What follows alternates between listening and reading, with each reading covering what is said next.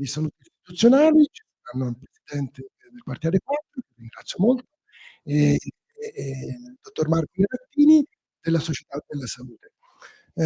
Niente, vi auguro una buona serata. L'incontro di stasera riguarda le biblioteche che fanno bene alla città, che non è una domanda ma un'affermazione, giustamente come mi hanno fatto notare all'inizio, e noi ci crediamo, e crediamo che BiblioteCaNova sia un ottimo esempio di questo, quindi siamo qui per testimoniare questo. I thank you so much to Álvaro, welcome, and welcome to our library, and thank you for being here. Thank you so much.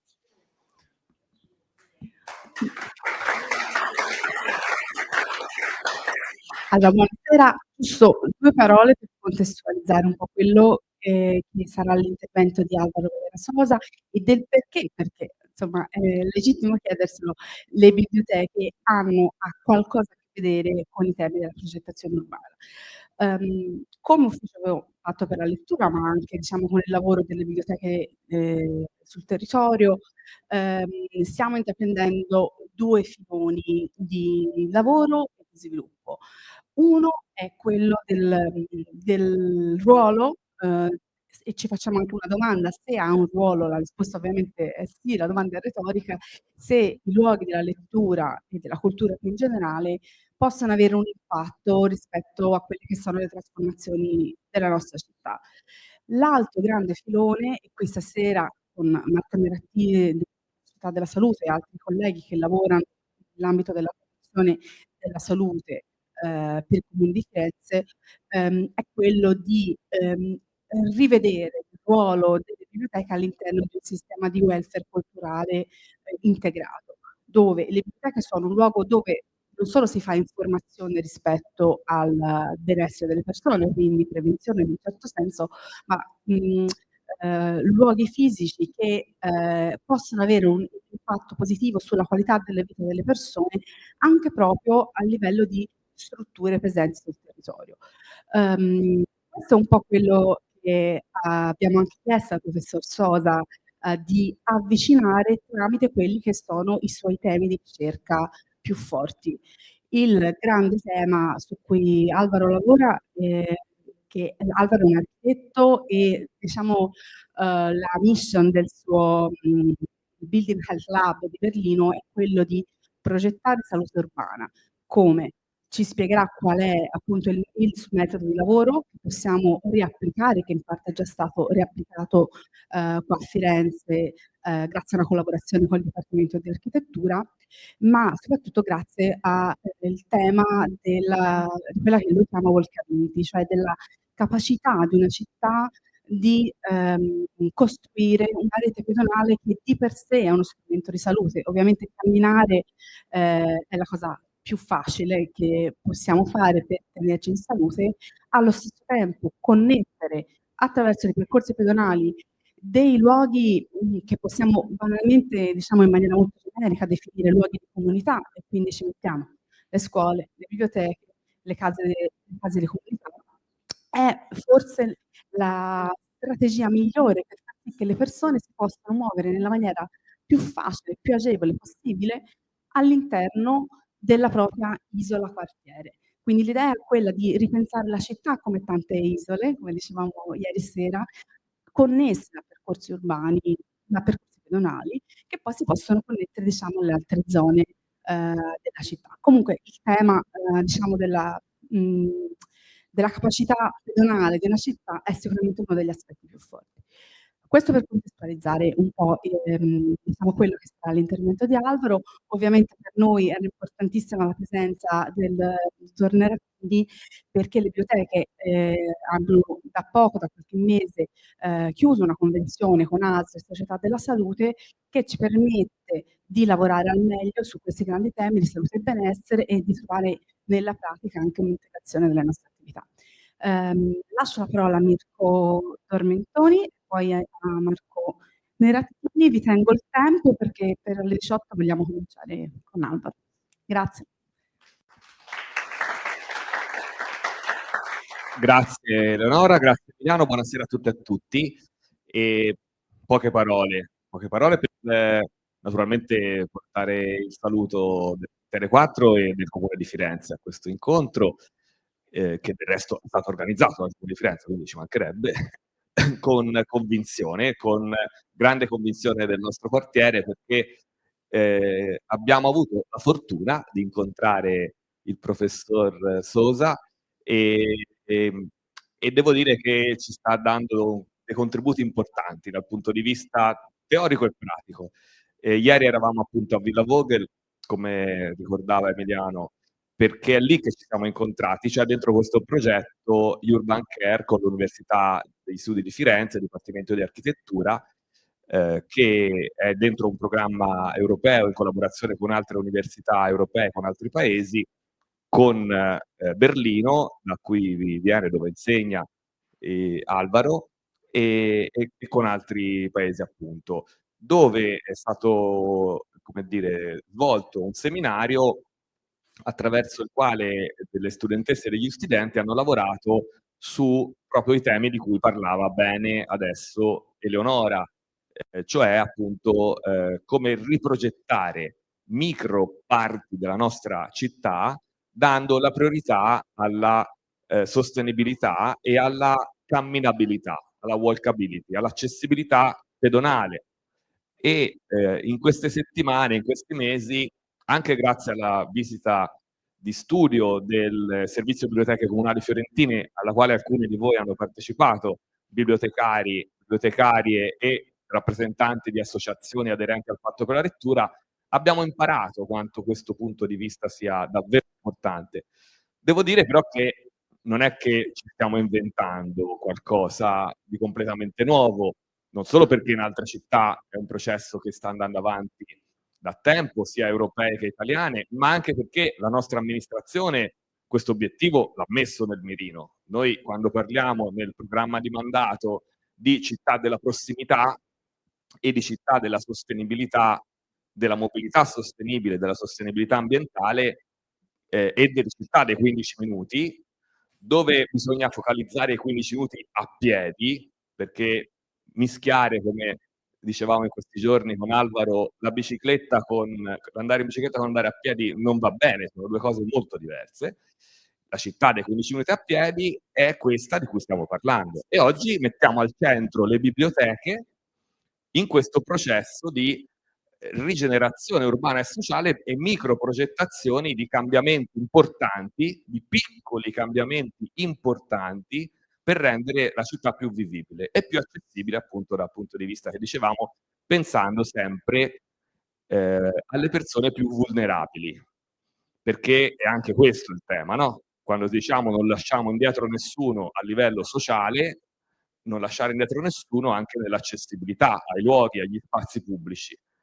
E questo deve essere l'obiettivo che comanda, non un obiettivo che a un certo punto prendiamo come accessorio. L'accessibilità davvero per tutte e per tutti. Quindi io credo che questo sia un obiettivo davvero importante alla quale, visto che ci diciamo sempre che le biblioteche sono luoghi di cultura e di anche disegno della città, di partecipazione, a noi piace molto questa parola anche perché la pratichiamo, direi abbastanza, partecipazione, cultura a 360 gradi vuol dire anche partecipare al disegno e al ridisegno della nostra città. E quindi in biblioteca questo lo possiamo fare, a questo punto direi lo dobbiamo fare. E quindi oggi pratichiamo questo sostanzialmente. Quindi grazie a tutti voi che state partecipando, grazie ad Álvaro che ha accettato il nostro invito. Credo che sarà insomma un utile confronto. Vedrete che la cosa sarà abbastanza interattiva, non credo che sarà una lezione ex cattedra, anzi sono sicuro, perché ormai ci conosciamo. E quindi grazie a tutti, sono molto contento che sia con noi il dottor Nerattini e anche il dottor Baggiani dell'azienda sanitaria, non lo tralasciamo, proprio perché parliamo di salute, la mettiamo al centro la salute e mettiamo al centro anche indirettamente, ma poi sarà citato, anzi subito Marco Nerattini lo citerà, una connessione molto facile, fra virgolette, perché nulla è facile, però basta affacciarsi dalla finestra per vedere lì l'ex distretto sociosanitario, casa della salute, che diventa casa della comunità, con cui da abbiamo progettato e realizzato una serie di collaborazioni in cui la Casa della Salute, la Casa della Comunità diventa appunto qualcosa di aperto al territorio. Domattina, fra l'altro, ne parleremo in un convegno in Consiglio regionale, domani tutta la mattina si parla delle case della comunità, e quindi ecco, è anche questo in qualche modo il tema, a proposito di connessioni fondamentali. Quindi grazie a Marco Verrattini, a cui adesso passiamo la parola. Ringrazio e saluto la Presidente della Commissione Istruzione e Formazione del Lavoro del Palazzo Vecchio, Beatrice Barbieri, che viene dal nostro quartiere, quindi è una nostra amica, è un nostro prodotto genuino. E grazie, insomma, ora non sto a citare anche i vari rappresentanti delle associazioni del territorio e non solo del nostro territorio. Prego. Allora, Marco, potrebbe scaricarsi il computer e il microfono e eventualmente facciamo un pit stop. No, no, ma sarò velocissimo anche perché abbiamo detto alle 18 bisogna cominciare, quindi in 3 minuti. No, abbiamo 4, va bene. No, no, ma davvero io ringrazio davvero tanto di questo invito e della possibilità di essere qui insieme. Devo dire che si commentava prima, no? Questo luogo è un luogo che sta veramente diventando un punto di incontro, un crocevia ormai abituale per tanti tipi di manifestazioni, di eventi, qui parliamo dall'Alzheimer diciamo lettura nel periodo neonatale o addirittura prima della nascita, passando per tanti argomenti. E questo devo dire è una freschezza che questo luogo ha, questa biblioteca ha, e che noi vorremmo tentare di replicare e di in qualche modo tenere, ormai dire modello è brutto perché modello, ma come una buona pratica, un esempio positivo da rendere, diciamo, una normalità in tutte le strutture in cui noi possiamo e abbiamo la possibilità di fare comunità. Perché io ringrazio Mirko, il collegamento forte che ha citato con quello che era il distretto sociosanitario, in questo caso Canova, è importante, ma è un punto, è semplicemente un punto di partenza dove forse questa spinta che c'è stata data dal voler tentare di trasformare, secondo un programma anche del Ministero, del nostro governo, le case della salute era una cosa tipicamente poi anche toscana, perché in altre regioni non nemmeno quelle erano così sviluppate, in case di comunità. E che cosa vuol dire trasformare la casa della salute in casa di comunità? Vuol dire proprio poter condividere insieme quelli che sono anche dei determinanti della salute, quelli che sono anche delle buone pratiche che si possono discutere insieme. Qui appunto con il Dipartimento di Architettura noi abbiamo fatto un percorso importante che ha anche avuto dei casi studio specifici sia in questa zona, ora la zona era qui il quartiere di Santa Rosa, ma non fa assolutamente differenza, e anche nel quartiere delle Piagge, proprio per andare a discutere insieme alla comunità che costituisce e partecipa al tessuto sociale che vive intorno e di cui la Casa della Comunità vuole essere un punto di riferimento esattamente condiviso con la popolazione che abita vicina alla Casa della Comunità, ci ha dato la possibilità, devo dire, di sviluppare tanti progetti insieme. Qui ricordo, non so se il professor Sosa, che a Firenze ha un cognome piuttosto importante, insomma, nel senso che abbiamo avuto altri Sosa a cui abbiamo dovuto molto. Ecco, sì, esatto, esatto. Abbiamo per esempio sviluppato qui insieme numerose attività con Casa Parkinson, che vede la biblioteca e la comunità che sta e le associazioni anche che stanno qui vicino, da Sonoria alla palestra dei Rossi, tutte coinvolte in un percorso di fra virgolette arricchimento e sostegno per esempio nel caso specifico i pazienti affetti da parkinsonismo e soprattutto, ma anche e soprattutto i loro familiari, in un contesto di condivisione con tutto il tessuto sociale e cittadino che vive questo quartiere. Quindi questo secondo noi è un valore aggiunto. Prima sono stati ricordati i percorsi che camminare fa bene, no? Camminare fa bene, ma camminare non solo fa bene alla salute, ma fa bene anche allo spirito. Cui con questi programmi delle passeggiate della salute, io credo ormai sono coinvolte a livello cittadino diverse centinaia, per non dire qualche migliaia di persone. Per esempio alla festa degli stili di vita anche l'anno scorso hanno partecipato a partenza da Piazza della Repubblica e con destinazione nei vari quartieri oltre 500 persone. Quindi questo a significare che c'è una condivisione vera con il tessuto sociale e cittadino dei nostri quartieri. Quindi niente, per noi è un piacere e un onore e peraltro, ecco, è stato ricordato prima, abbiamo anche siglato un protocollo importante con il Comune di Firenze, con le biblioteche e con l'azienda e con la Società della Salute, che vuole proprio definire una cornice entro la quale portare tanti progetti diversi, anche non solo noi siamo partiti dalla lettura, no? E ci siamo domandati, ma bisogna fare una convenzione per fare lo scambio dei libri in ospedale e un altro sul territorio? Ci sembra veramente riduttivo e un po' arcaico. Perché non pensiamo ad un protocollo che invece tiri dentro tanti tipi di iniziative, dalla condivisione appunto di che cosa vuol dire creare un percorso verde alle associazioni sportive si possono ritrovare e sfruttare la biblioteca come punto di incontro e come anche luogo di discussione su alcune tematiche, e su questo stiamo lavorando e credo che vorremmo continuare su questa linea. Quindi grazie davvero tanto.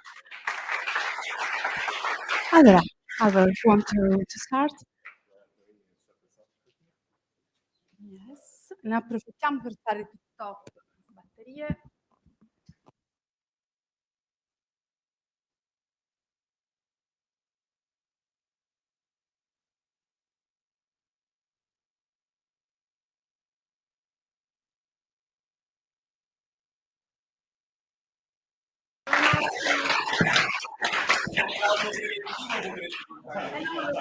Lo facciamo ora. Grazie.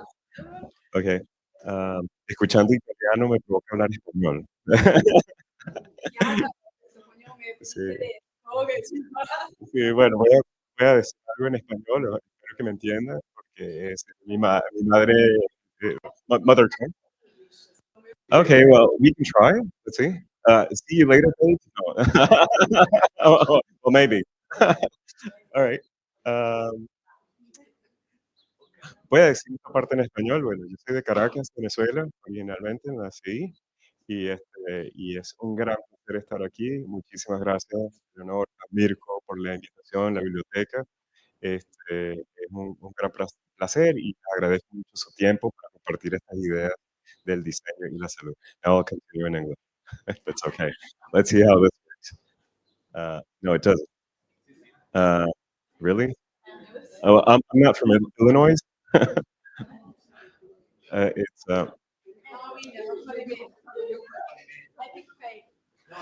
so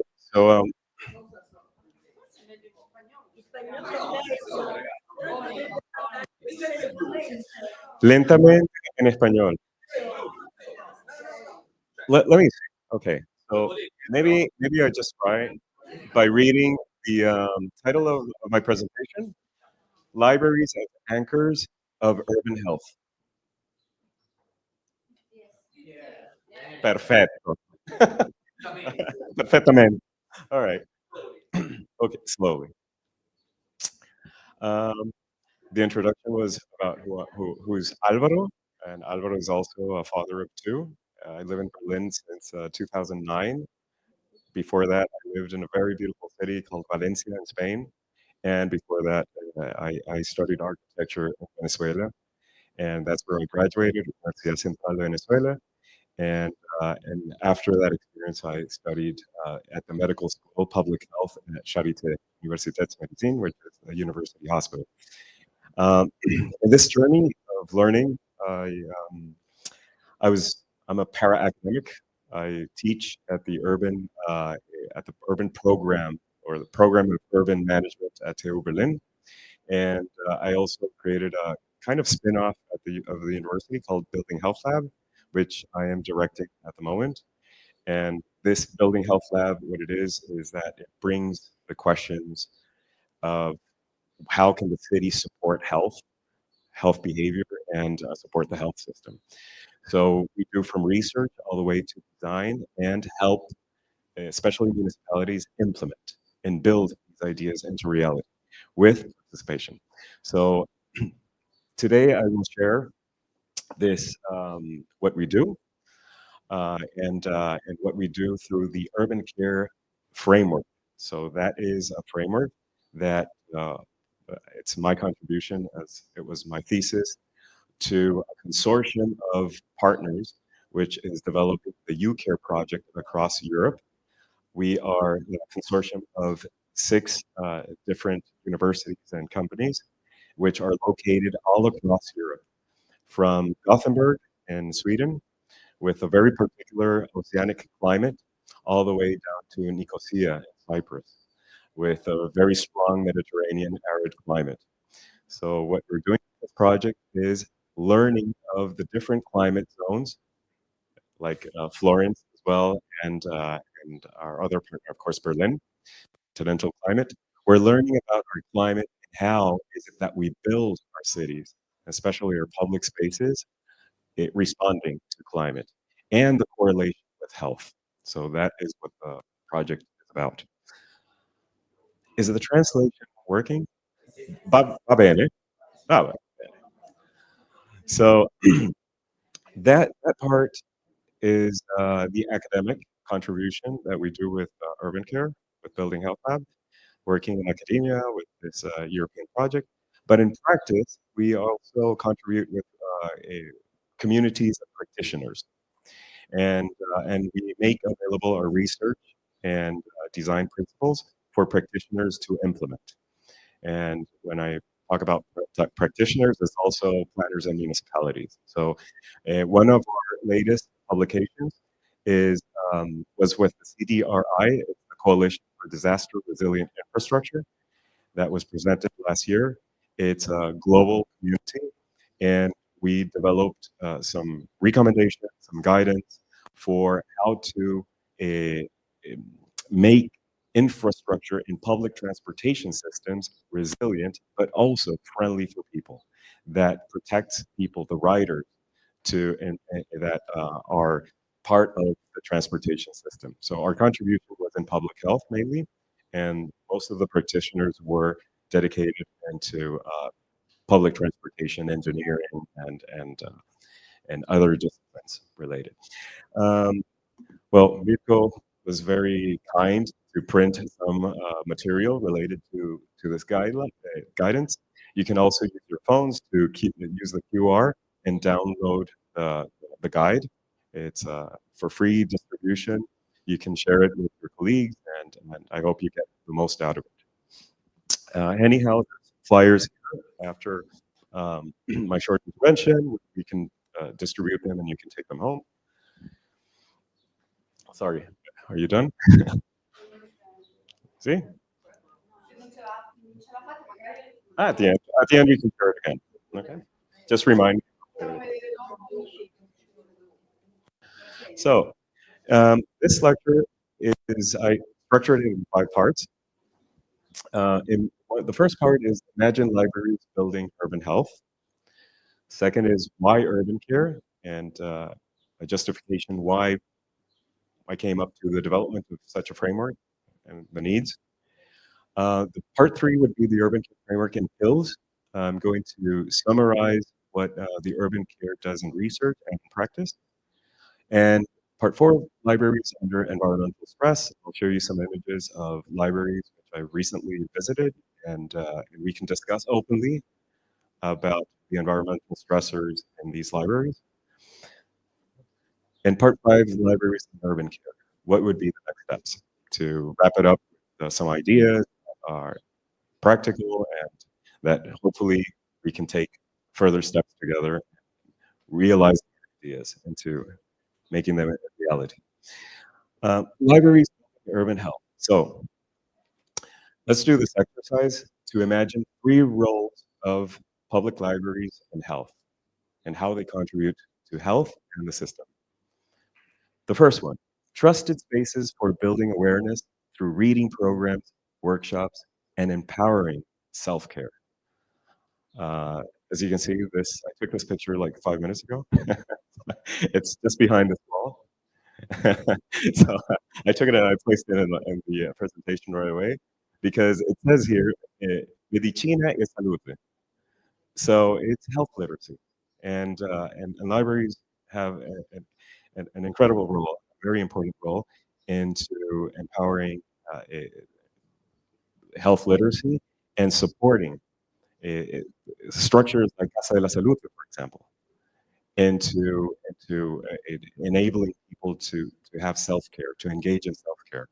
So the healthcare system might have a role into explaining what the conditions or what the patient might require, but there's a great responsibility of the patient to also educate themselves into what their condition is and to confront it.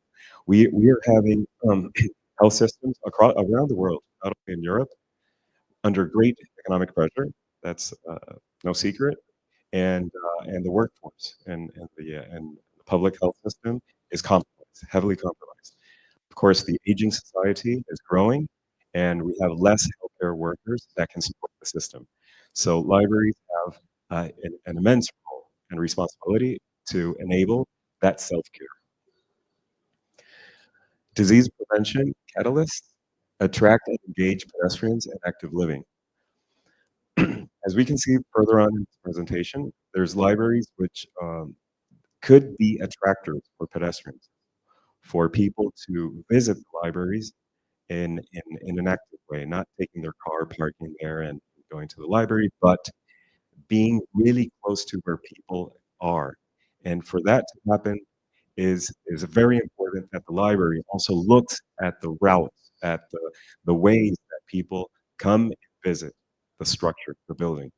So looking into the context, the urban context of the library and the conditions for pedestrians is highly important. It's not only indoors, it's also outdoors. The outer space, the immediate outer space, but also the ways to get to the library.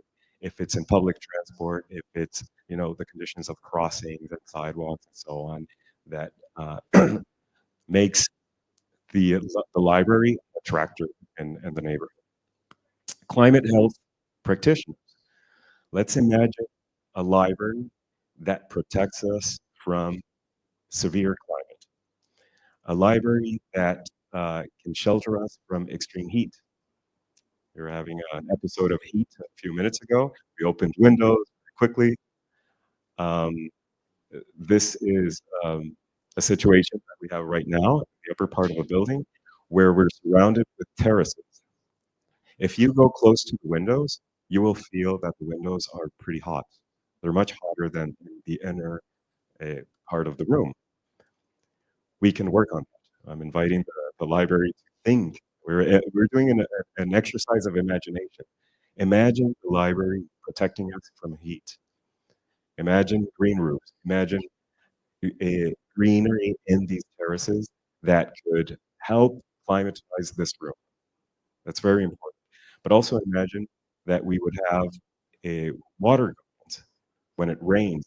Florence had a huge episode not so long ago about flooding. We need, not only in Florence, we need it, and also the other cases that we're looking at is stormwater management. And what about these buildings, which are so important for the community, to showcase that we can have green and blue implementations here in this building that can show those future architects and engineers what a good building is about, a good climatized building is about, that showcases green surfaces, that showcases water management, that showcases all the climate adaptation requirements that we have at the moment. And a library not only shows it, but also educates with its stock of knowledge. Right? Well, that was to entice you to think about these roles. So part two, why urban? The need for an evidence-based approach. I would like to explain this part as lately we've seen a lot of images of how streets or public spaces can be. I'm pretty sure that you've seen in social media, LinkedIn, or Twitter, images of the city before and after, that before there was packed with cars, and then there's a render of green and green spaces and so on. That is very nice. However, one has to be careful in knowing what kind of implementations to do and where. So in our research and in our collaboration with universities and with practitioners, we structured a framework to conduct research to find out what is possible, where, and in a very feasible way, in a feasible manner.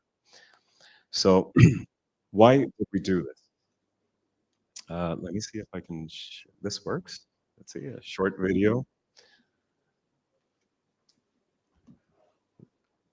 I'm a little bit concerned about the translation. Va bien. Okay.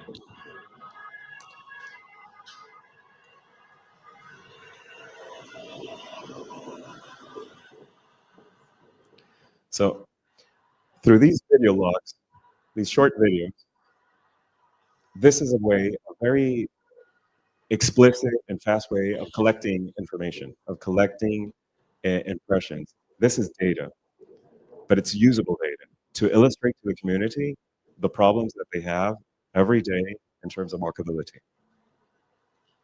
This is a kindergarten entrance, Kita. It's a kindergarten entrance.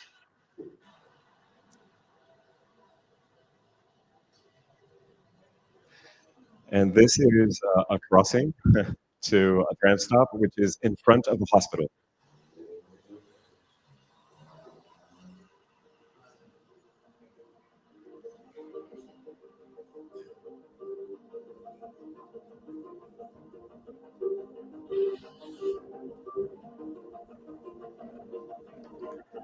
You can see there that a caregiver with a wheelchair doesn't fit to get into the tram, and that's in front of a hospital. So for this reason, we developed urban care. Let's see.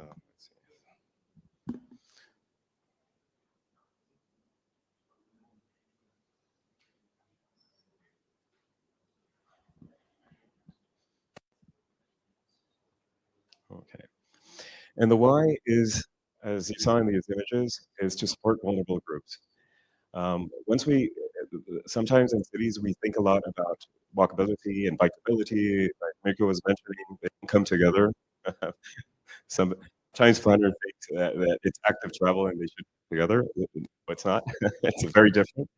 But even if we think about walkability and we think it separately from bikeability, we see that there's so many ways of walking and so many different personas that walk differently. So we have to be aware that we have vulnerable groups that walk at different paces and with different requirements. Why urban care? Because we have to identify environmental risks and the most harmful to these vulnerable groups that are exposed to environmental factors. because we align health, climate, and economic goals into realistic plans. That is why we have this framework. And because we have to create evidence-based visions for healthy and resilient cities, streets.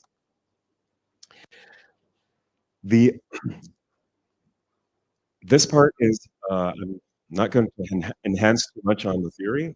It's just to give an overview of what is the theory behind this framework, answering what, why, who, and where.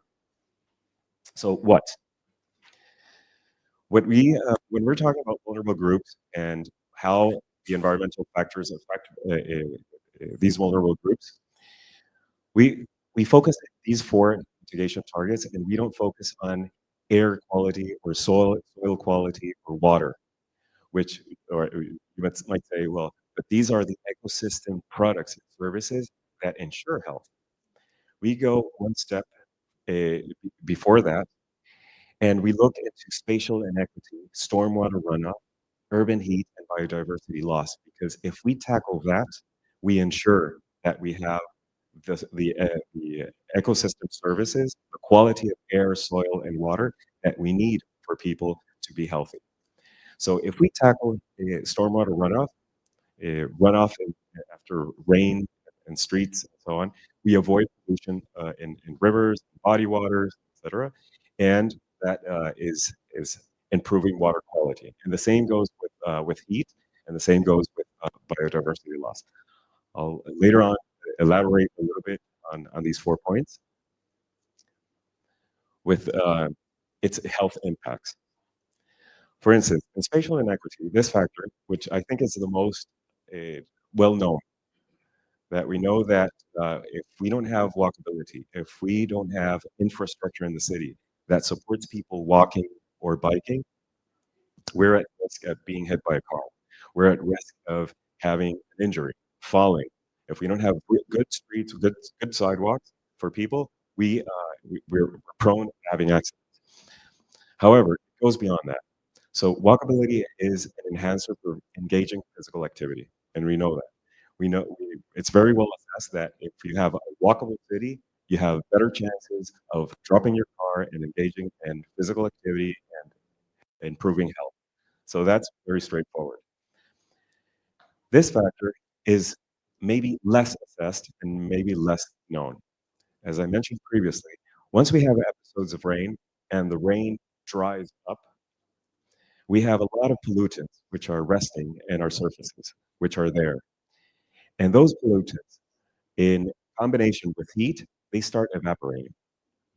And when they start evaporating, these are particles that we breathe in, and that affects our lungs, our respiratory system. So we see that in cities, we're developing more and more respiratory diseases, which are related to the urban conditions that we have basically in our streets. So controlling stormwater runoff is highly important for these kind of conditions. Urban heat, and we know a lot now, especially in Europe, especially Italy, Greece, Cyprus, and most of the countries which are in the south of Europe, which the summers are getting hotter and hotter, and we see in our hospital records that we have more mortality, or the mortality, at least in Berlin, has increased up to 8% in summers, which are extremely hot, and of course affecting mostly most of the vulnerable groups. And there's a correlation that's very, very clear with asthma, with cardiovascular diseases, and other conditions. Biodiversity loss, the loss of quality and quantity of green in our cities is also correlated to something that we're starting to learn more and more, which is poor human biome, microbiome, our second brain, which is called, right? And having a poor biodiversity in the city is correlated to also having poor human microbiome as well. And we see a correlation increasing in certain some of these other health issues. Not only mental health, which is very well known, there's a lot of literature relating the amount of green in the city and mental well-being, but now we know more about autoimmune and issues and inflammation. Who? In this graph, you see that what I was mentioning earlier, that not everyone walks at the same pace, not everyone walks the same. We all have different requirements for walking. This chart, what it challenges is, maybe you've heard about the 15-minute city. It's a concept that has been very well disseminated. It's a concept that has been discussed and implemented in cities like Paris. Well, we challenge that in the 15-minute cities.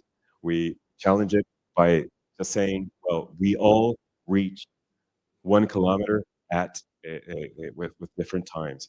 What is a 15-minute city for someone might be a half an hour or 1 hour city for other people. So that is something to take in account. Where, with the urban care framework, what we study is points which have to be prioritized in neighborhoods. We don't have the money or the resources, the time, the economic resources, or the human resources to improve every single street for people. We have to know where. And our strongest recommendation is to start looking at your neighborhood. Let's say it's Isolotto, this one, which is one of our cases. And let's suppose that one of those priority entrances is this library. How do we get here to the station, to the stop? How do we get here to another priority destination, like a school park or a school or a playground? And we start looking, okay, how are the crossings to get there? How are the public transportation stops and stations? How are they conditioned? Do we have benches to sit? Do we have a place to hide from the sun to get some shade? So there are four situations that one has to look after in when developing a pedestrian plan. In this case, I'm pretty sure you know this stop. It's around here. It's in Isolotto. I had the experience that when we were taking thermal pictures and taking these pictures, everyone was sitting, of course, under the tree, and no one was using the bus stop, for example. Crossings, or the lack of crossings where we should have crossings. This is very common in this neighborhood. We have excessive asphalt everywhere, and we should take care of our crossings. The crossings are not for cars to speed. We should claim what is sealed and use other materials to be friendlier for people. We have the space. It's not a lack of space. It's putting the resources or planning where it should happen. Let's look at seating. You might be familiar with the scene as well. It's important to provide benches, but it's also important to provide benches that are comfortable, that ensure thermal comfort, that shelter people from high temperatures. We were measuring this scene right here, and the bench was topping 65 degrees. That's why no one was sitting there. I mean, it's pretty low. What about priority entrances? This is an entrance to your neighborhood. It's the entrance to a market, which is very popular, and everyone goes there, and there's a lot of social, I would say, interaction, cohesion. People knows each other, super friendly. Everyone say hello, come over, and it's super fun. However, to get there, it's pretty stressful in terms of heat. There's a nice bridge over your river, but when you get to this part, temperatures again topping 70 degrees. 70. Is this necessary? Do we need all this concrete and asphalt? So looking again at these four different urban scenes, I think that in neighborhoods like this one, we can win the battle. we can really get an urban plan for pedestrians in good shape. So now I'm going to share a short video which recreates the framework.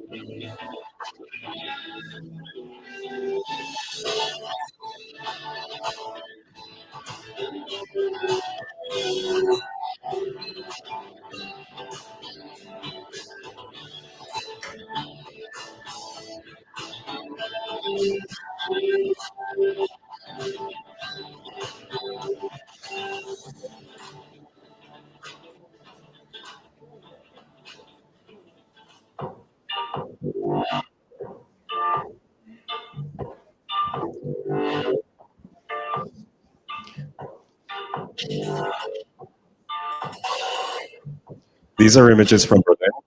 So the situation is not very different to what we see here in your neighborhood.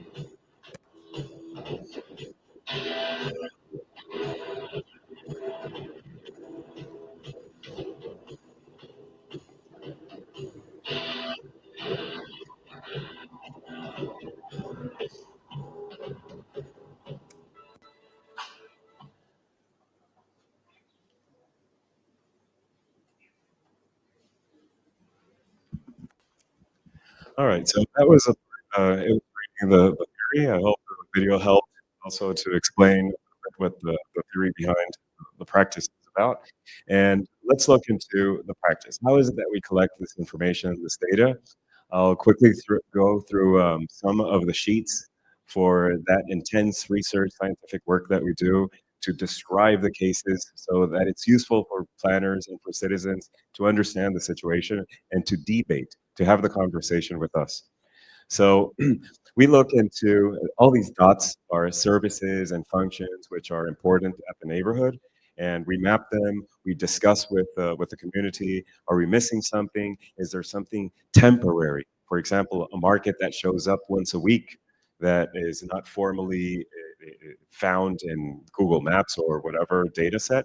So we do our best to place them in the map in order to draw what we call pedestrian loops or possibilities of connecting these dots going from A to B to C in the neighborhood, that we know that those routes are the most possible or the best ones to invest to change, because we don't have money, resources. I mean, I'm talking about local governments and citizens paying taxes to improve every street. So we have to select those streets which are priority. There might be 10 ways of coming to this library, but maybe there's 2 that are the most prioritized or that should be prioritized that are connecting with a stop and station, which is connecting with other services, and those are priority to improve. So with these, we make sheets to rate them, to rate the experience, and what kind of infrastructure, how is it performing, um, how is it performing, especially for vulnerable groups, for different speeds, for people in wheelchairs. Am I going too quick? Okay. And people with canes, and how is that experience throughout the neighborhood? We also look into the different pavements, the different materials that are used in these and sidewalks and different paths, to understand how is it that it's performing for stormwater runoff. How is it supporting when it rains? Is it increasing the problem, or is it somehow solving the problem? Does it have porosity for the water to seep in? That would be the best thing to do. So we look into that as well. And we look into heat. We take thermal pictures at these different urban scenes, and we do a 3-point analysis to understand how is it affecting people. These 3-point analysis, well, this is one of your stops here, a tram stop here. We look at the roof, because it's where it affects your head, a very vulnerable spot in your body. Feet, which is also very sensitive, and where you sit, your butt. In this image, you can see that the temperatures at the head level are somewhere around 39 degrees. The recommendation from WHO is something around 20, from 20 to 24. I'm not really sure about the temperature there. So we're way above the temperature benchmark here. In your feet, you have something around 38 degrees, which is also excessive. And where you sit is something around 40 degrees. So definitely the materials that we're using for these stops have to be improved. They're not friendly for people. They're not friendly, especially for kids. Kids are extremely sensitive to these high temperatures, and we have to take care that we support this. If it's not a matter of the design of the stop itself, at least that we ensure that it's shaded, that we have trees around, so that we can somehow find a way to mitigate these high temperatures. And green, the last factor that we look at, we also study the different kinds of greens that we have. We see in cities that green is mostly ornamental, that it's good to have green, that it's very, we have to greenify cities. But it's not about quantity. It's also about the quality of green. If we're looking into that correlation with health and how we should increase or make rich our human microbiome and support our immune system through a good biodiversity, we have to start looking into how is it that we are designing our landscapes. How do we ensure that diversity? So the quality of green is important for that, and also as a physical barrier to provide cooling in certain parts of the city, especially at the streetscape. So high green, medium green, low green, how does it work for cooling sidewalks? How does it work for cooling a tram stop? How does it work for guidance as well? Greenery is good for guidance. Um, More and more cases of mental illness in our societies. I mean, it's a growing, it's a pandemic. We need guidance. We need more of pathway finding in our cities, and one tool for that is also using greenery in a smart way for supporting guidance. And all that data that we collect, we place it in a way that it's useful for citizens to understand and for planners to take action. So I'm going to show you one model that we did. This is for Berlin. And what we use here, I'm just going to sit here for a while to show you how this works. This is a model which is with using lighter technologies. It's a model which is measurable. Not only has 360 pictures that you can look around, but you can also navigate like if it would be Google Streets. You go from one place to another. If we have Wi-Fi, yeah, if we do. Okay, so this is an urban public space that we have in Berlin, and we can look around and so on, and navigate from one urban scene to the next. So let's go, for example, to this stop and station, where we have the 4 environmental factors here, and we could actually see what the situation is with some ratings for people to quickly understand how well or not is that urban scene performing in terms of stormwater runoff, for instance.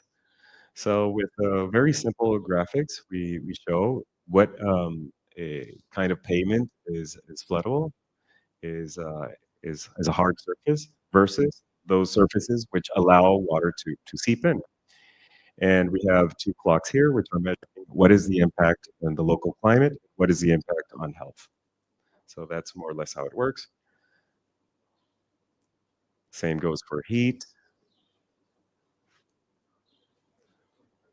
For biotope loss, we also have infographics to explain a little bit the situation, and hotspots with thermographics explaining the thermal situation at that urban scene. So across the neighborhood, we have numerous urban scenes with evaluations. So citizens can visit the neighborhoods and look at how the environmental factors are a hazard or not, and understand what the impacts are to their own health. So this is the entrance to S-Bahn, is the train station. And we look how it performs in terms of heat and so on. So we're developing these models for Isolotto. We have a model that we've developed for your neighborhood to look at and to explore. We recently developed this one for Berlin and for the other 2 cases in Sweden and in Cyprus.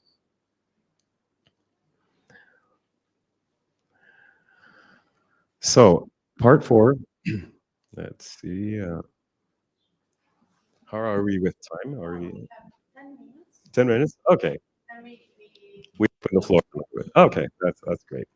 So libraries under environmental stress. I had the opportunity or the honor of having Eleonora take me around and visit your libraries, 2 of your libraries here in Florence. But we will start with Berlin because it's there in the slide. In Berlin, I took some pictures before coming here to report a little bit the thermal situation. It was a hot day, so I said, well, why not? I took my thermal camera and I went there to 2 of the libraries which are close by to my house. And well, it's the thermal images help a lot to understand the spatial situation, but also the thermal situation. It's not analyzed, so what you have here is only one marker, which is 37 degrees at the center of the image. But I can tell you from the color coding that most materials are performing pretty bad. Here's a crossing, also no shade, only self-shade from the building, which is in front. Also pretty high temperatures. And this is something that we see in many, many neighborhoods across Berlin. We have parking lots, surfaces, huge, huge surfaces, very close to the building, which are radiating a lot of heat towards the building. And it has the same effect as we have here with this terrace, that we're here in the middle of the room, but as we go closer to the facade, it's extremely hot. That experience that we have here is the same experience that a building has when it has parking lots close by. So of course, the thermal performance of the building is very poor. And not only is the parking lot which is along the around the building, but also the public spaces very close to the entrance. So we can see that there's a lack of green that could be improved, these pathways, but also the seating areas. There's some seating from little kiosks and food delivery services and so on, which are performing terribly bad. That green, it's a kind of artificial grass. the owner really thought that it was improving the situation. It was making it worse. Actually, it was reporting 56 degrees, and the concrete next to it was 10 degrees cooler. So didn't really do anything. And in Florence, I chose one of two to make the presentation a little bit shorter. And I think you know this station, and you might know which library is connected to that station. And the experience was, okay, we got out of the tram to go to this library. As you can see, there's no way to get out of there unless you squeeze through that fence or jump it. No crossing to get to the sidewalk and start going to the library. If there's a little of, I don't know if that's a sidewalk, but we used it as a sidewalk.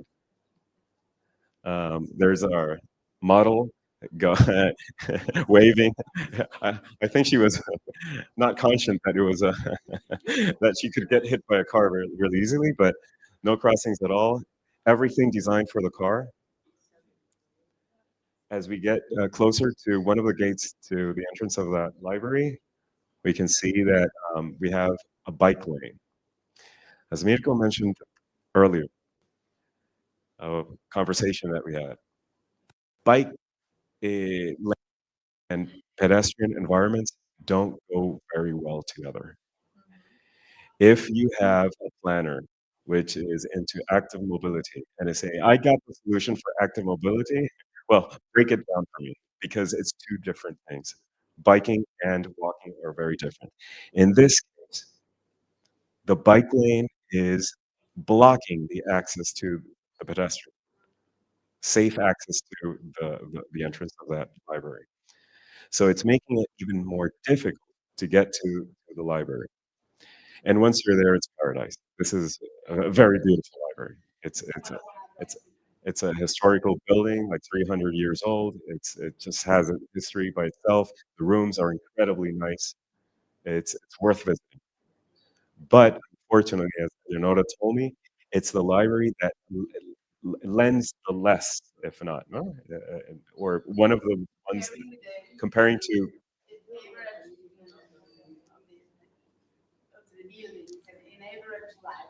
Okay, so it underperforms, unfortunately. Potential for upscaling. Let's look at a different situation. Now, this is a library which I think it's out of a fairy tale story. It was made in Disneyland or something. It's the perfect situation for a library. A beautiful park around it. It's not so hard to access. It's pretty well connected to the street network. It's enticing. The benches are located how they should be, under shade. It's meant for reading outside. And once you're inside, of course, it also performs very well. And it has beautiful surrounding functions, buildings like this one, which could be perfectly connected to the services of the library. So I think that if we want to upscale what a good library is and what it does to a neighborhood, I think this is a very good example and gives a lot of guidance. So libraries in urban care, the next steps. There's this program. I think you can explain it much better, of course, but I just drew it out there because there's a pact for reading that Florence is pretty much engaged, or you promoted it, and I think that there's a connection between having this framework, this working framework, and how to bring planners together, studying environmental factors with this initiative that can come together very nicely. So that promotion for reading, inviting people to read more, but also ensuring the environmental conditions for people to read safely and to have proper environments for reading comes together. So we have to see the function, but also the physical environment, the built environment, how they come together. So there's 3 phases for doing this. I'm just outlining some steps that we could take together map priority functions and services, and this also wraps up a little bit what we talked today about and in regards to the framework. Identify urban scenes that connect the library with other functions in the neighborhood. Evaluate environmental risk, as we saw in the video and I explained previously.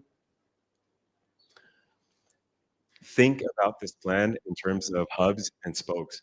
Now, what is that? A hub could be Casa de la Salute. There's representatives and promoters of Casa de la Salute here with us. This is a community house, like someone previously said. It's not only about providing healthcare, it's also being an active part of the community, and libraries have that role. I thought it was.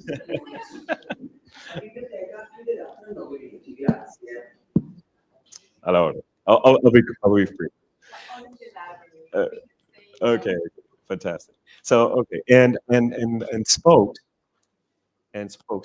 are the different situations between that library and, let's suppose it's Casa de la Salute. Let's suppose it's not next door, it's somewhere else in the neighborhood. Crossing, stops and stations, respite areas, places to rest, to drink water, to recover, and go to the next destination. So with this model, it's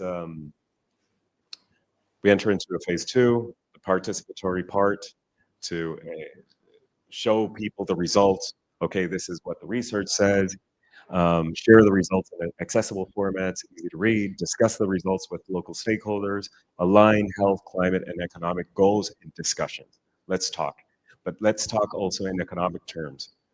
When we do implementations, we also have to think, what is the return on that investment? Because decision makers also have to look at what makes sense.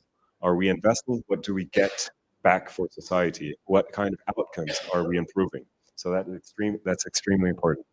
I'm just gonna, I know we're a little bit short in time here, but I have to show this because I found it. Well, if it's possible. I'm not going to take time looking for it, but it was a video of a workshop that we did here in Isolotto, and it was a short video showing the dynamics of sharing that data, the information that we had here, and the community participating and bringing up ideas. So I'm trying to explain the best way possible what the video is about, but it's very touching because it was everyone in action doing something. It was a fantastic day. It was a fantastic day. So phase 3, last phase, and I'm about to finish with this. Spatial inequity creates walkable, dignified routes.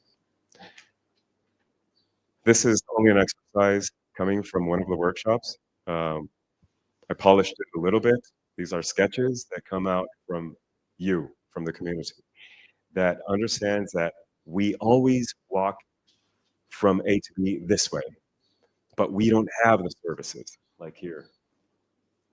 How can we design something? Okay, so we in our workshops, when we see the data, when we invite people to debate, to discuss, there's some sketching to do and so on, and then we polish these ideas so that we can promote the solutions much better. So in this case, in this street, this block is 400 meters long, 400 meters long, without a crossing. So crossing here, 400 meters later, there's another crossing. So a lot of people cross that street with a high risk to get into the tram or to cross to the other side. So this is extremely necessary. It's only an interpretation. Stormwater runoff, promote water sensitive places. We have a lot of asphalt in this neighborhood, also in neighborhoods in Berlin. We should do some kind of connections with greenery to treat water in place, to manage water in place. Integrated designs. In this case, this is a school, but it also could be a library. And instead of having these parking places, which could be managed a little bit better, we could also provide greenery and proper entrances, recognition to the entrances to these priority places, and modify them properly. Waste. Sometimes we see a lot of waste. If it's not green, it's gray, that it's unused. Maybe libraries, like maybe this one, I haven't really had the time to walk around, but maybe there's some free space that could work as laboratories for green. Not only read about green, but teach about green and have an urban garden that could also entice the community, bring the community together and practice. A good example of this is Lumen. I had the opportunity of visiting this, and since we're talking about urban gardens, about communities coming together and exercising their knowledge, transferring the knowledge from one generation to the other, I think this is a very good example, and that libraries could use their spaces as well to do this.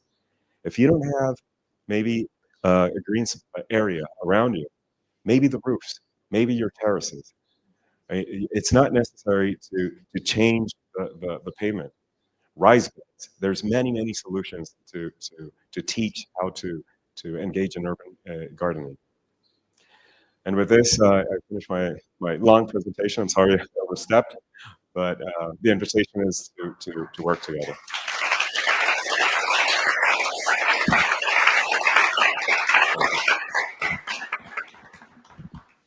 Thank you, Álvaro.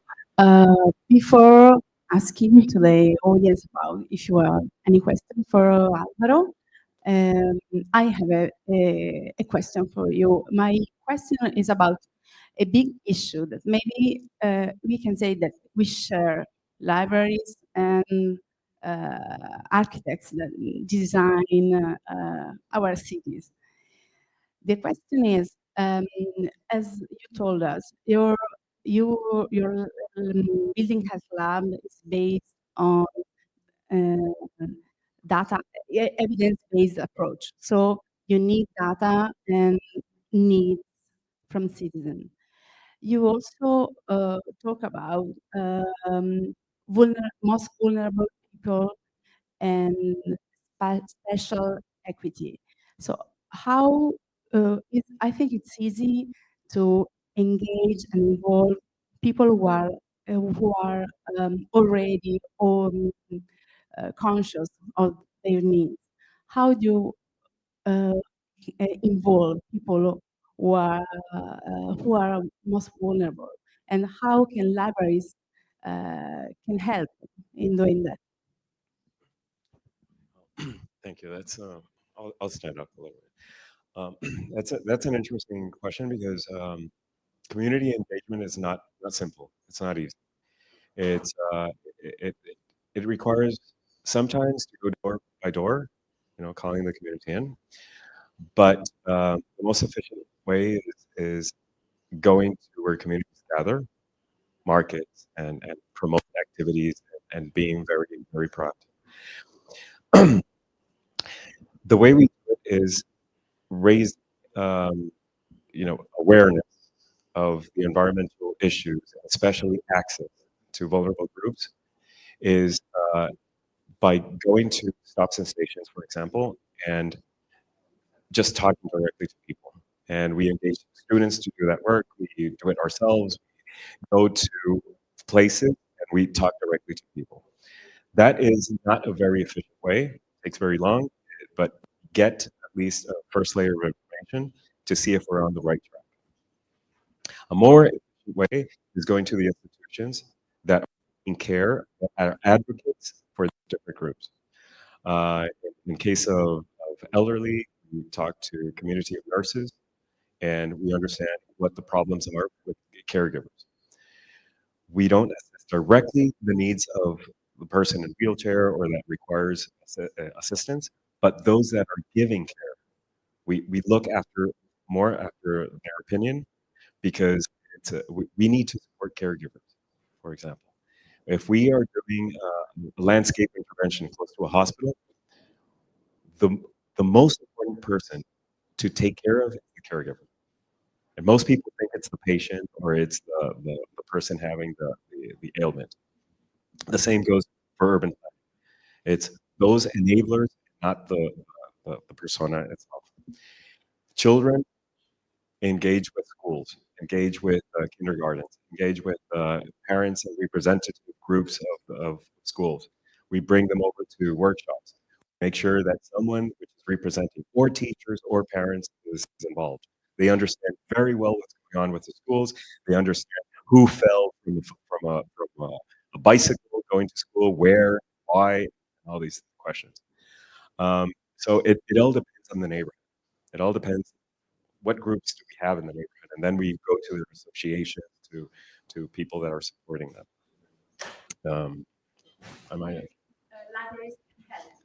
Libraries.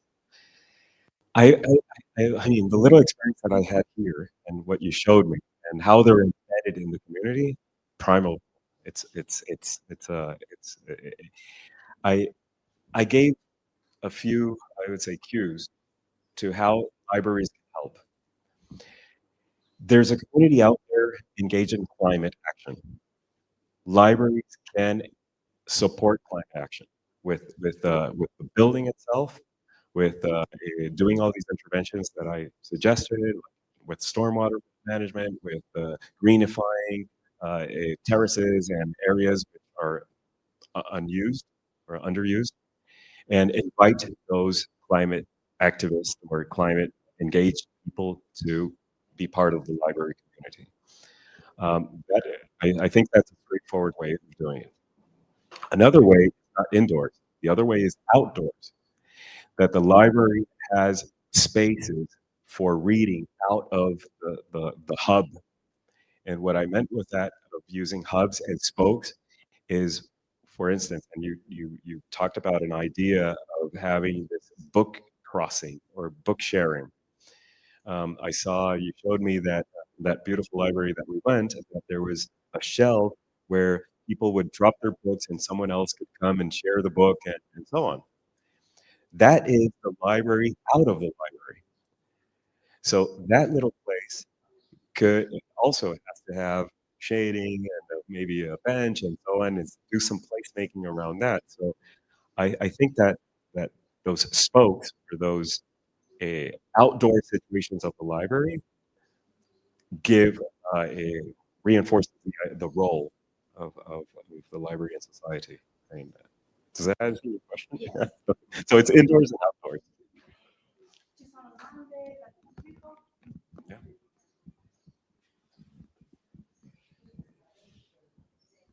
I have a question, but I start from some observation about what happened here in Florence. Before you show to us an image about the stones used in the bus stop, in tramway stops, and recently we have the new line that are in construction here in Florence.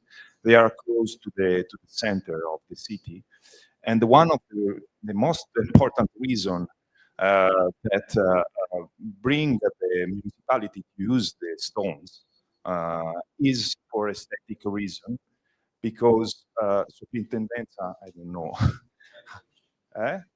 the Heritage Office give a negative opinion to use another material or to use green. So it's strange in 2025, where we are fighting to build a more healthy cities, with all of the situation, the climate situation that every year is is more difficult to manage, to improve the health in the city. So that we are blocked from a negative opinion of the heritage, that they say, no, you have to use this material because this is our tradition. And now, if you want, you can go in Piazza Beccaria or in other part of the cities where they are building the new tram line, and the new project make a worse situation than is now. So with more less screen, with more reflecting material, so with highest temperature. So, for example, with my friends, artist friends, we are thinking to make like an urban tactics and put like a thermometer on the bus stop to say here is the municipality managed to achieve the highest temperature of the year, 75, no? So my question is, what is your experience in the other cities? If you saw a similar contrast between the municipality and the heritage.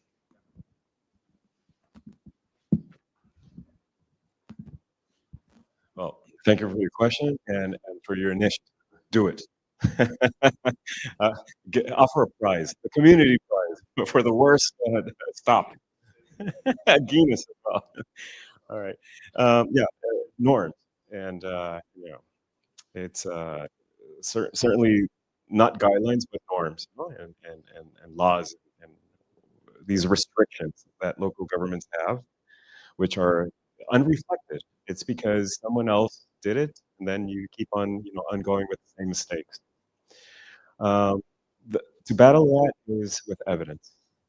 With evidence, I think Casa della Salute here, and especially in the region, Tuscany, has been doing a very good job. I know this through colleagues which are working with Casa della Salute, and I'm mentioning this because there's a role of providing evidence of the impact of heat and what it's doing to people. So if we put those numbers out there and we really locate where the harm is happening, then politicians will think twice when you bring a claim like that, because it indirectly, I'm going to put it very graphic, but it puts blood in their hands.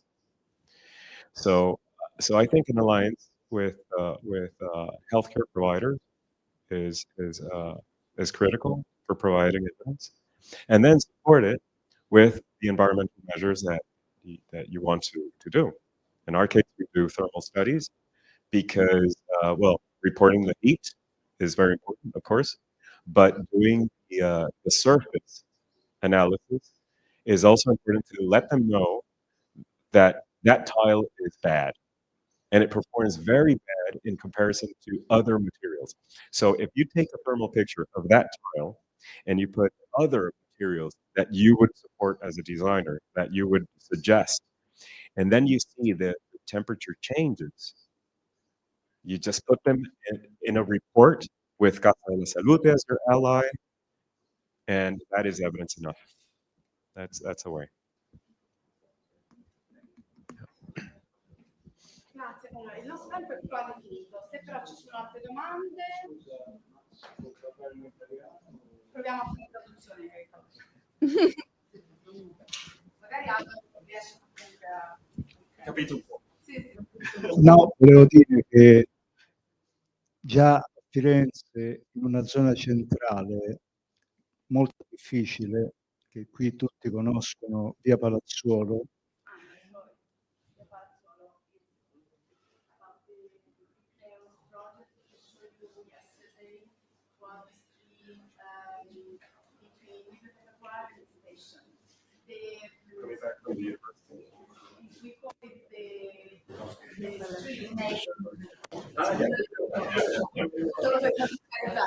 sì, è partito un progetto che ha queste caratteristiche in parte, cioè non completamente.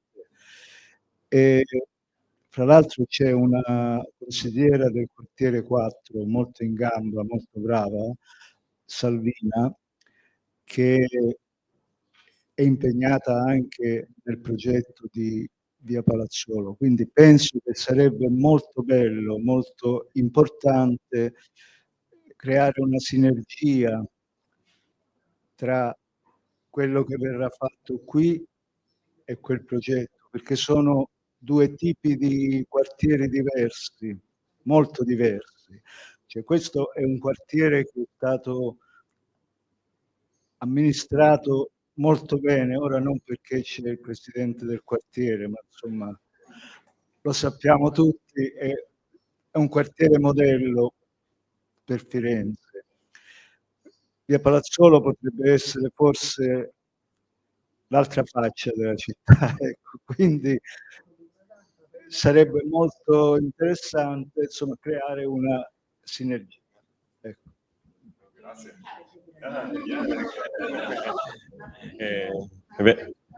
Benvenuto alla collaborazione. All right. Yeah, it's that is our mission. That is our mission. The mission is to help and to make projects that that make sense, that respond to the community, and that make sense financially. And but the priority is that they tackle the health issues first. So yeah, welcome that collaboration. Yeah. Any other questions or clarifications? Your opinion, you know, or if you want to bring something up, like some kind of insight of the city, or what kind of plans are undergoing. Let's say that our dream is that we are in Florence, we have the main library, National Library. It's just a suggestion. Here in Florence, we have the main library, the National Library, that is near the river. It's not green, it's blue, but this is something about our environment, and there is a close correlation also because of the history, the flow, and so on. So do you have some case studies you can tell about for some ideas to develop more the correlation with the river in the positive meaning and the future of our national library? I don't know if it's a problem. It's not. Well, I'm not sure what the problem is, but I mean, I can't figure out what example might relate libraries with water, but I could think of for example, buildings which reflect what's happening with water and how to educate over water, like water parks, which are teaching children the value of water and what to do with it. And I mean, I can imagine that if it would be in Berlin, the library would have a role of educating children that 3 times a year there's a huge killing of fish because of stormwater runoff, because the pollutants of streets are contaminating our river and is killing our fish 3 times a year. So that is a very big problem that I think that if a library would be close by to the Spree, our river, we would raise that problem and you know, educate people about it, create awareness and respond to it.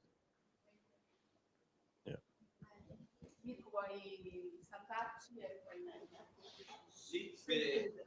Se non c'è però nessun altro, ecco, io guardavo l'agenziana, dicevo, ma qualcosa deve dire.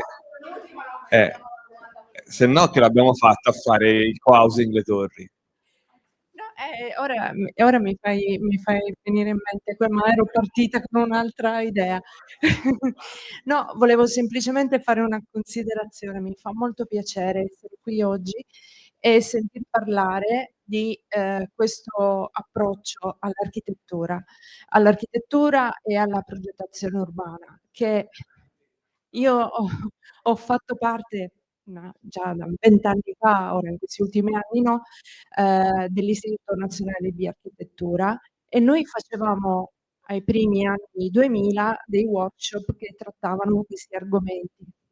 Ma, perlomeno nelle vicinanze non venivano presi in considerazione mai seriamente, o almeno non con la diffusione che c'è adesso. E sono contenta che ora sia diventata non l'approccio della bioarchitettura, ma l'approccio dell'architettura e dell'urbanistica, così come è giusto che sia, una buona progettazione, ecco.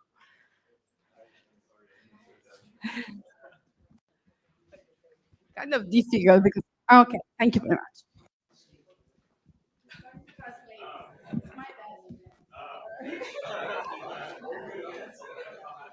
Hi. So, come,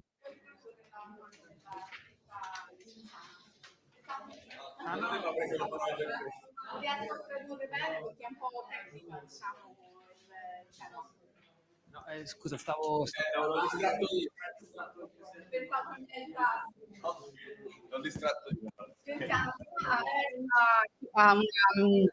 Vent'anni fa questo era un approccio tipico della biocultura. Adesso invece è comune.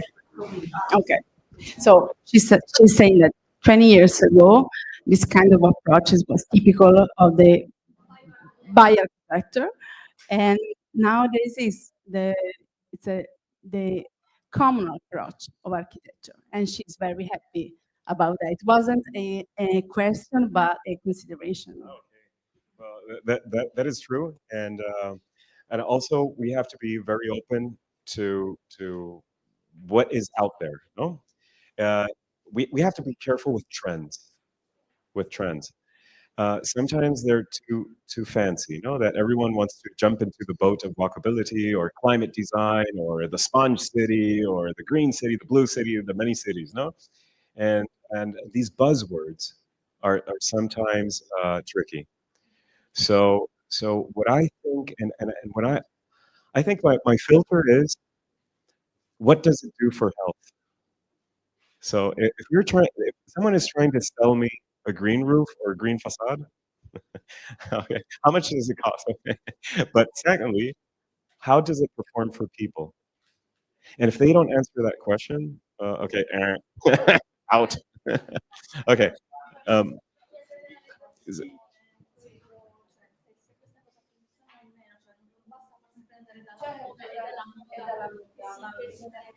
Sì, perché se le persone ti proponi il terrazzo di bene, eccetera, e vedi che non c'è rispondere alla domanda quali sono i benefici che ti portano le persone, allora può essere sulla giusta, altrimenti sono tante mode, sono spesso delle fregature. Yeah. An example is, for instance, everyone is talking about Paris. Oh, the greenery in Paris, Paris verde. Yeah, but if you look closer, there's a lot of green barriers which are not helping people with mobility issues.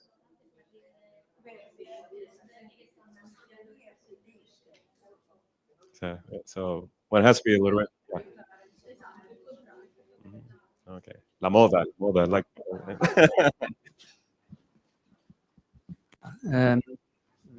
Grazie. Thank you so much for the presentation, for coming here.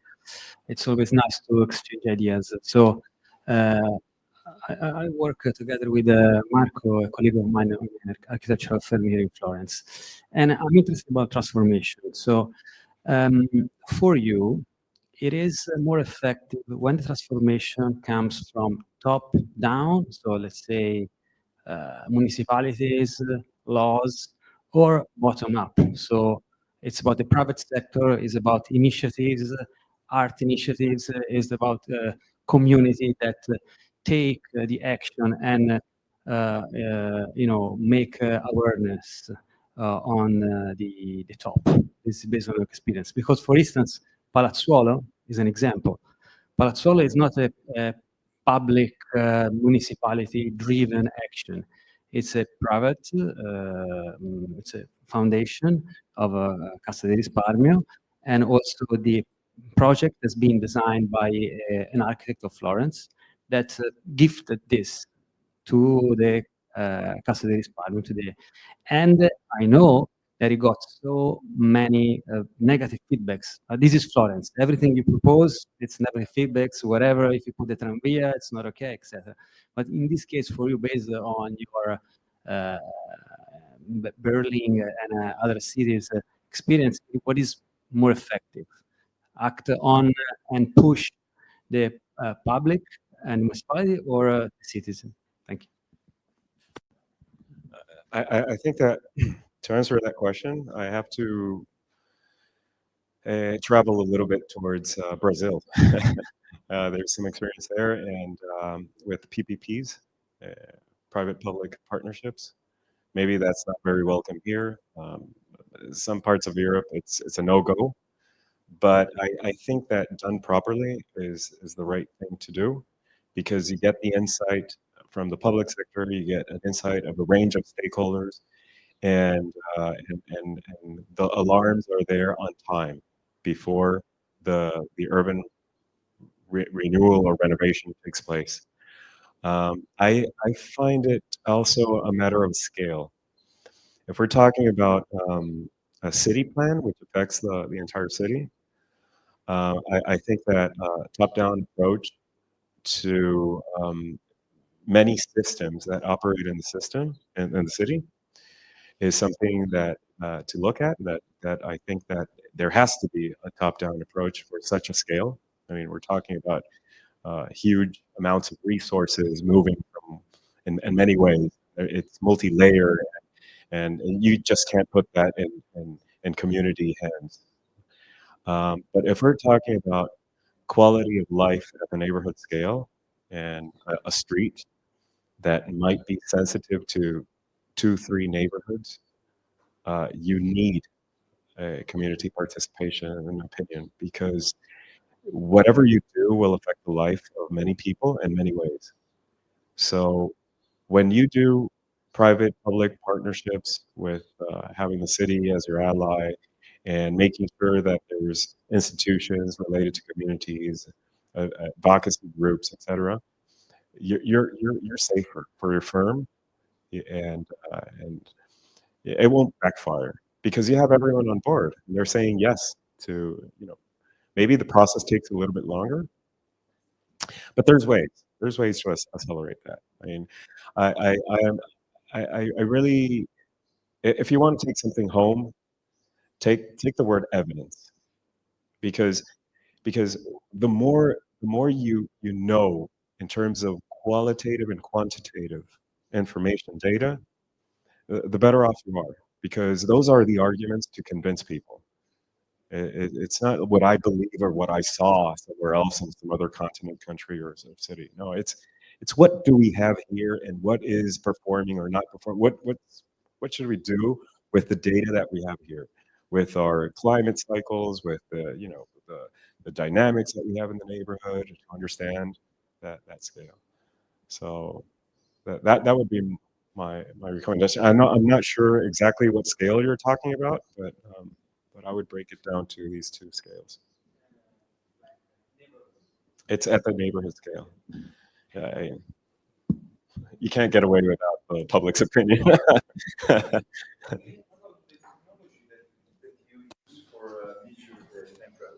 Yeah. Is an expensive, complicated technologies, in principle, not. I mean, there's a learning curve which is pretty tough, and after you manage that, I think that you can bring students on board to do the. I have a couple of students helping. Well, they graduated already, but they started when they were students, and I mean, the equipment is expensive because you need wide-angle lenses, and thermal cameras have evolved to support that, which is very good. And how to take the image, environmental conditions. It can't rain, because if not, you're collecting the data wrong. You have to be aware of wind, because you don't want convection to interfere with your measurements. I mean, there are factors to be aware of, but once you have the protocol very clear, and the student can follow, and more or less, yeah, it's reliable. Yeah, they're going to keep us out, right? Well, it was, no, thank you. Thanks a lot.